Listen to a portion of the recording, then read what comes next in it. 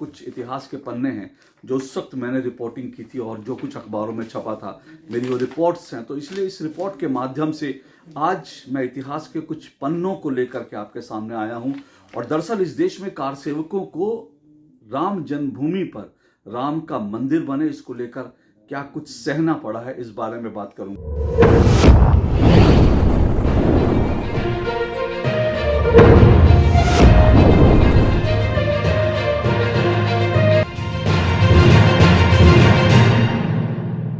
अयोध्या में बन रहे राम मंदिर को लेकर इन दिनों मेरे मित्र अजीत भारती का एक वीडियो बहुत वायरल हो रहा है।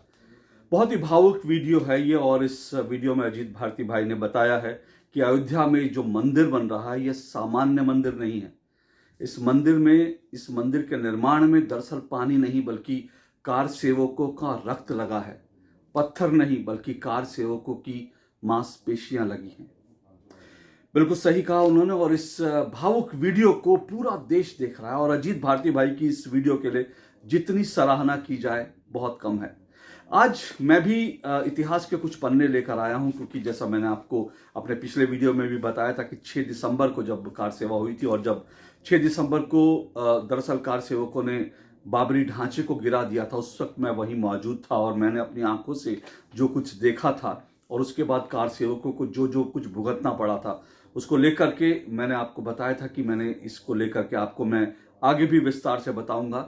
तो मैंने दरअसल अपने कुछ पन्ने निकाले हैं, ये कुछ इतिहास के पन्ने हैं जो उस वक्त मैंने रिपोर्टिंग की थी और जो कुछ अखबारों में छपा था, मेरी वो रिपोर्ट्स हैं। तो इसलिए इस रिपोर्ट के माध्यम से आज मैं इतिहास के कुछ पन्नों को लेकर के आपके सामने आया हूँ। और दरअसल इस देश में कार सेवकों को राम जन्मभूमि पर राम का मंदिर बने, इसको लेकर क्या कुछ सहना पड़ा है, इस बारे में बात करूंगा। लेकिन उससे पहले अजीत भारती भाई का ये थोड़ा सा वीडियो जरूर देखिए, क्योंकि इस वीडियो के लिए अजीत भारती को जितने सलाम करें उतना कम है। देखिए जरा ये वीडियो। राम मंदिर ऐसे ही नहीं बन रहा है। इसमें जल नहीं, कार सेवकों का रक्त है। इसमें पत्थर नहीं, बलिदानियों की मांसपेशियां। इसमें नक्काशी का घुमाव नहीं, आंदोलनकारियों की धमनियों और शिराओं का विस्तार है। इसमें सीमेंट नहीं, सनातनी मेलजोल के सामूहिक उद्घोष, राम लला हम आएंगे, मंदिर वहीं बनाएंगे, इसका रसायन है। इसकी आधारशिला उन लाखों हिंदुओं की वज्र सदृश हड्डियों का प्रतिबिंबन है जो इसके शिखर देखने की प्रतीक्षा में पंच तत्वों में विलीन हो गए। यह कोई सामान्य मंदिर नहीं, यह इसी कारण अति विशिष्ट हो जाता है कि इसे किसी राजा के आदेश पर नहीं बनवाया गया। इसमें किसी राजकोष की स्वर्ण मुद्राएं नहीं लगी। इसमें उस शबरी जैसी किसी विधवा पुत्र को कार सेवा में गंवा चुकी वृद्धा का दान दिया गया हुआ 20 रुपया है, जिसका आधा उसने अपने नाम से दिया और आधा अपने मृतक बलिदानी पुत्र के नाम से। तो ये तो अजीत भारती भाई का वीडियो था, और जाहिर सी बात है इस वीडियो को देखकर सबकी आंखें नम हो गई और आज पूरा देश कार सेवकों को याद कर रहा है। और ये बड़ा स्वाभाविक भी है और ये बड़ा जरूरी भी है, क्योंकि आज अयोध्या में भगवान श्री राम की जन्मस्थली पर अगर आज मंदिर का निर्माण हो रहा है, भव्य मंदिर का निर्माण हो रहा है, तो उसके लिए कार सेवकों ने बहुत बलिदान किए हैं। कार सेवकों ने अपनी जिंदगी दी है और अपने बच्चों को वो पीछे बिलखता छोड़ गए, इसलिए आज ये राम मंदिर बन रहा है। इसलिए कार सेवकों के इस बलिदान को जितना हम याद करें उतना कम है। और अच्छी बात यह है कि आज जब मंदिर में प्राण प्रतिष्ठा होने जा रही है रामलला की, तो उस मौके पर भी, उस पूरे कार्यक्रम में भी जो कार सेवक हैं और जो बलिदानी कार सेवक हैं उनके परिवार को विशेष जगह दी जा रही है। बलिदानी कार सेवक राम कोठारी और शरद कोठारी को तो आज पूरा देश जानने लगा है। उनकी बहन को न्योता गया है, उनकी बहन के पूरे परिवार को न्योता गया है, और ऐसे ऐसे कार सेवक जिनके नाम कोई नहीं जानता था उनके परिवारों को भी न्योता जा रहा है। और उनकी तमाम कहानियां जो उस वक्त की कहानियां वो अखबारों में छप रही है। कुछ गुमनाम कार सेवक भी हैं, जिनमें से एक का नाम जो है आज तक कोई नहीं जानता, जिनको सर में गोली मारी गई थी और मरने से पहले उन्होंने अपने रक्त से सड़क पर लिख दिया था सीताराम। कुछ लोगों को लगा कि शायद इनका नाम सीताराम था, या फिर मरने से पहले ये अपने भगवान को याद कर रहे थे इसलिए सीताराम लिख दिया। तो बहुत से कार सेवक तो ऐसे हैं जो गुमनाम हैं, जिनके नाम के बारे में नहीं पता। अगर राम जन्मभूमि के इतिहास की बात करें तो 500 सालों में लाखों लाख कार सेवकों ने जो है वो इस मंदिर के लिए अपना बलिदान दिया है। लेकिन अगर बीते कुछ समय की बात करें, बीते अगर 2-3 दशक की बात करें, बीते 3-4 दशक की अगर खासतौर से बात करें, जो 2 बड़ी कार सेवा हुई थी उसमें कम से कम कुल मिलाकर ऐसा माना जाता है 350 से 400 कार सेवकों ने अपना बलिदान दिया इस राम मंदिर निर्माण के लिए। पहला जो बलिदान हुआ वो कब हुआ? वो 30 अक्टूबर और 2 नवंबर 1990 में, जब कार सेवा के लिए तमाम कार सेवक वहां पहुंचे थे। और उस वक्त दरअसल मुलायम सिंह की सरकार थी और मुलायम सिंह ने ये कहा था, जब कार सेवा का ऐलान हुआ था तो मुलायम सिंह ने कहा था कि परिंदा भी पर नहीं मार पाएगा। और कार सेवकों ने तय कर लिया था कि मुलायम सिंह के इस दंभ को तोड़ना है और अयोध्या में जो बाबरी ढांचा है इसके ऊपर भगवा लहराना है। कार सेवकों ने तय कर लिया था। कार सेवक अयोध्या तक ना पहुंच पाए, उसके लिए तमाम तरह के प्रयास किए गए थे। सड़कें बंद कर दी गई थी, कर्फ्यू लगा दिया गया था, पुलिस तैनात कर दी गई थी। जो राजस्थान में मध्य प्रदेश से आने वाली सड़कें थी, उत्तर प्रदेश की ओर आने वाली, उन सड़कों को करीब करीब 10-10, 20-20, 30-30 फीट तक खोद करके उसमें पानी भर दिया गया था, ताकि सड़क मार्ग से, साइकिल से, स्कूटर से कोई यात्री आ ना सके। जो ट्रेनें आ रही थी उन ट्रेनों में सबकी जांच पड़ताल हो रही थी। इसके अलावा कोई और रास्ता नहीं थे कार सेवकों के पास आने का, गाड़ियां जो है वहां पहुंच नहीं सकती थी। तो कार सेवक जो है किसी तरह से पैदल चलते हुए 100-200 किलोमीटर पैदल चलते चलते रात को वो कहीं रुक जाते, थक जाते, किसी के घर में रुकते और इस तरह से जो है वो अयोध्या पहुंचे थे। दरअसल उस वक्त अगर आप देखें तो 30 अक्टूबर को जब कार सेवा का पहला दिन था, उस दिन कुछ पत्रकारों ने ये रिपोर्ट किया था। दरअसल उसके एक दिन पहले अगर मैं बात करूं तो 29 अक्टूबर को जब पत्रकार वहां पर पहुंचे थे, अयोध्या में पहुंचे थे, तो उस वक्त पूरा सन्नाटा था और एक आदमी भी नहीं था वहां पर।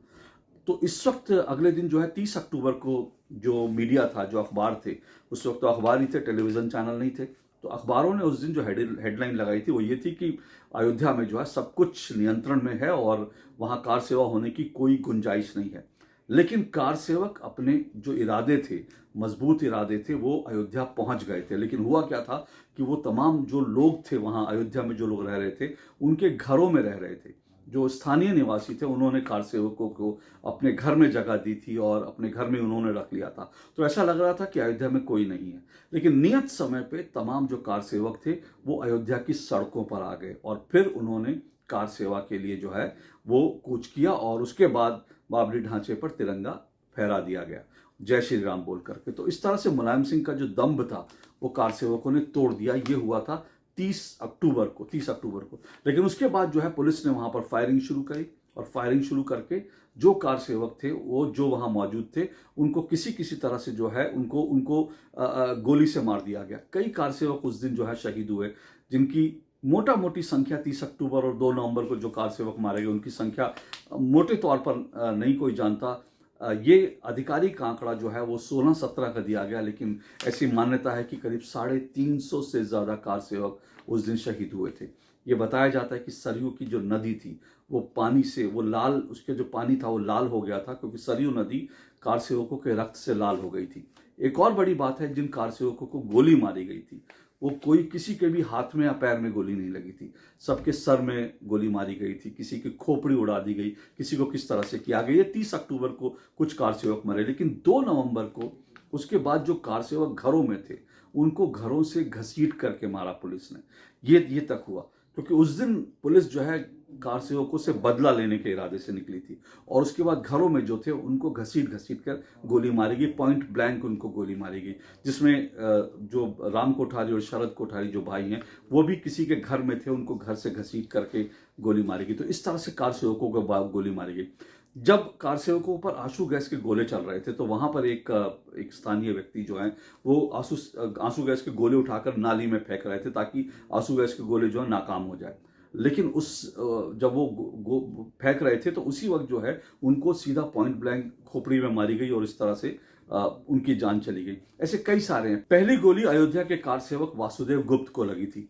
वासुदेव गुप्त दरअसल एक वहीं पर अयोध्या में उनकी हलवाई की दुकान थी और वो कार सेवकों का वहाँ स्वागत सत्कार करते थे, उनको चाय पिलाते थे अपने दुकान पर, और खुद भी वो कार सेवक के लिए जो है कार सेवकों के बीच शामिल हो गए। पहली गोली उनको लगी थी और उनका परिवार जो है बहुत गरीब परिवार है, उनके 5 बच्चे थे और किसी तरह से उनके परिवार में गुजर बसर हो रहा था। बाद में उनके वासुदेव गुप्ता की पत्नी और उनका एक जो बड़ी बहन थी उनकी भी मृत्यु हो गई। तो बाद में जो राम जन्मभूमि तीर्थ ट्रस्ट है, तीर्थ क्षेत्र ट्रस्ट है, उसने बाकायदा वासुदेव गुप्ता के परिवार में उनके जो बेटे हैं एक, उनको वहाँ पर ट्रस्ट में एक नौकरी दिया। इस तरह से उनका गुजारा हो रहा है। तो इस तरह से जो तमाम बलिदानी कार सेवक थे, उन्होंने अपना सब कुछ सर्वस्व न्योछावर कर दिया, सिर्फ इसलिए क्योंकि अयोध्या में राम मंदिर बन जाए।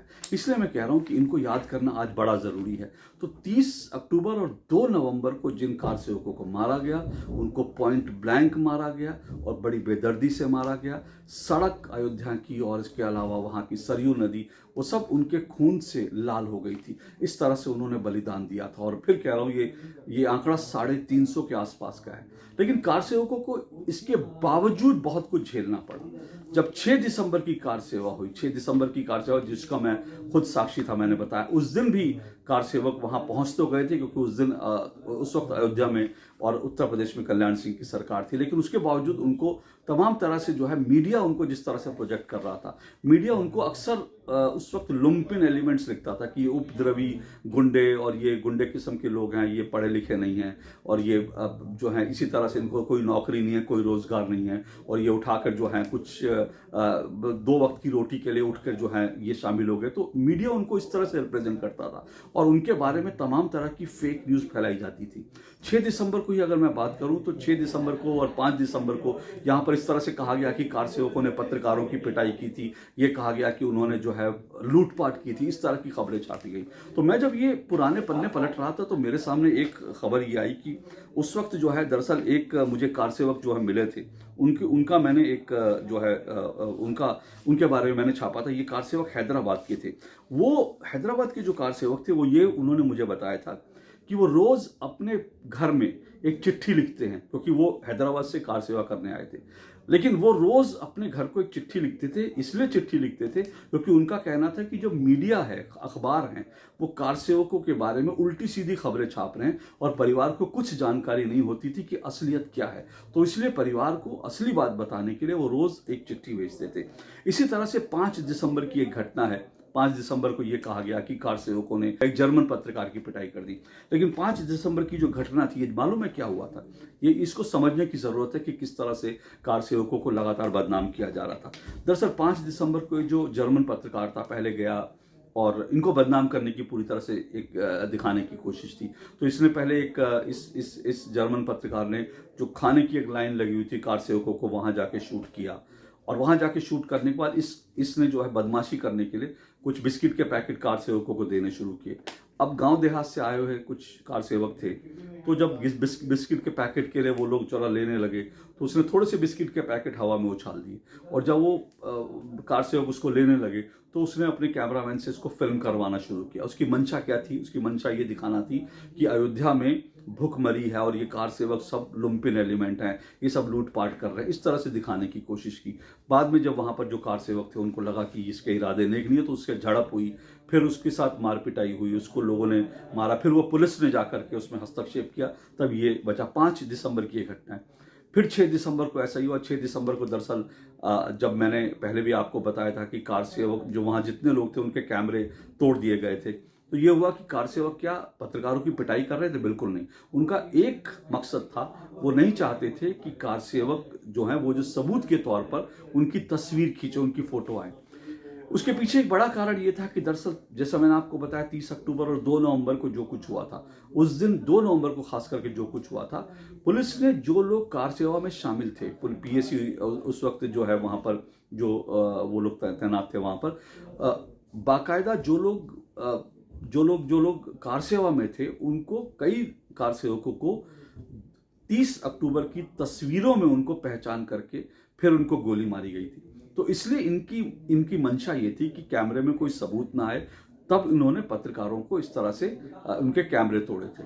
ये उनका मेन बात थी। लेकिन 6 दिसंबर की घटना को लेकर कैसे मीडिया ने फेक न्यूज़ फैलाई, उस वक्त भी फेक न्यूज़ होती थी लेकिन फैक्ट चेकर नहीं होते थे।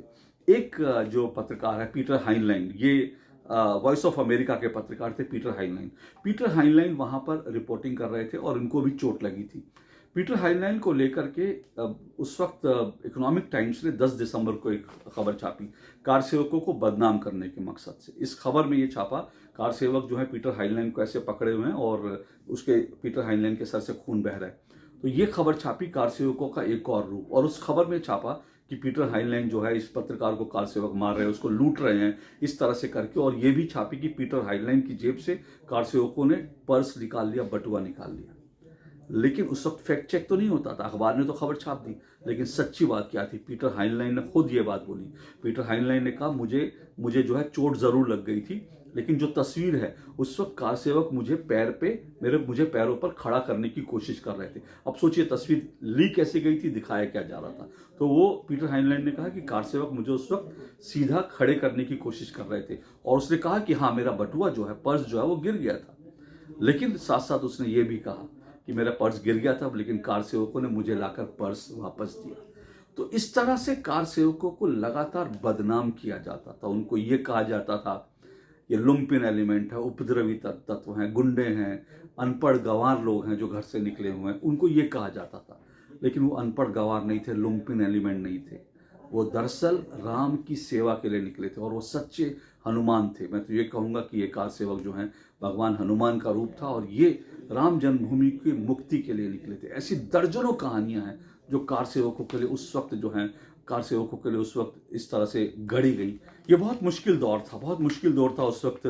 कार सेवकों के पक्ष में लिखना, कार सेवकों को का पक्ष बताना, ये बड़ा मुश्किल दौर था। यहाँ तक कि राम मंदिर की बात करना ये भी बड़ा मुश्किल था। जो राम मंदिर की बात करता था उसको सांप्रदायिक कह दिया जाता था। ये सब कुछ उस वक्त वहाँ होता, इस देश में होता था। आज हालात बदल गए हैं। आज पूरा मीडिया जो है राम जन्मभूमि और राम मंदिर की कवरेज के लिए गया है। तो कुछ यूट्यूबर्स, आप जानते हैं बड़े यूट्यूबर्स, उनको इस बात की परेशानी हो रही है कि पूरा मीडिया जो है इस कार्यक्रम को कवर कर रहा है। लेकिन समझना चाहिए ये चाचा नेहरू का दौर नहीं है, क्योंकि चाचा नेहरू का जब दौर था तो उन्होंने सोमनाथ मंदिर का जब पुनर्निर्माण हुआ था तो उन्होंने मीडिया से, ऑल इंडिया रेडियो से कहा था कि इसकी कवरेज नहीं होनी चाहिए, इसकी कवरेज को टोन डाउन करो। लेकिन अब चाचा नेहरू का दौर नहीं है और हिंदू समाज जागृत हो गया है। इसलिए ये बड़ा ज़रूरी है कि ये मीडिया भी अब वहाँ जा रहा है, क्योंकि देश नहीं दुनिया की निगाहें जो हैं वो यहाँ पर लगी हैं। तो ये मोटे तौर पर समझिए कि कार सेवकों को उस वक्त किस किस तरह से बदनाम किया गया था। तो इसलिए आज बड़ा ज़रूरी है कि जब हम राम जन्मभूमि का उत्सव मनाएं तो इन कार सेवकों को ना भूलें, ये बहुत ज़रूरी है। कल से मैं खुद अयोध्या के लिए रवाना होऊंगा और मैं वहाँ पे अयोध्या से रिपोर्टिंग करूँगा। 6 दिसंबर के बाद शायद अब राम लला के दर्शन करने का मौका अब मिलेगा। वहाँ से मैं आपको तमाम अपडेट दूंगा, लेकिन आज के लिए इतना ही। नमस्कार।